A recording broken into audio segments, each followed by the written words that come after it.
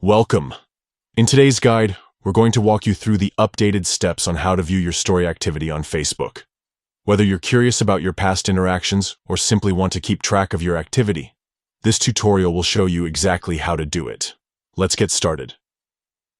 First, open the Facebook app on your mobile device. Make sure you're logged into your account. Once you're in, look at the top right corner of your screen.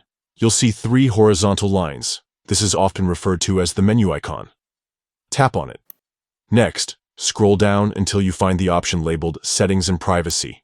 Tap on it, and a drop-down menu will appear. From there, select Settings. Now that you're in the Settings menu, scroll down until you reach a section titled Your Activity. Under this section, tap on Activity Log. This is where Facebook keeps a detailed record of all your interactions and activities. Once inside the activity log, look for an option called Story Activity. Tap on it to access all your past story interactions.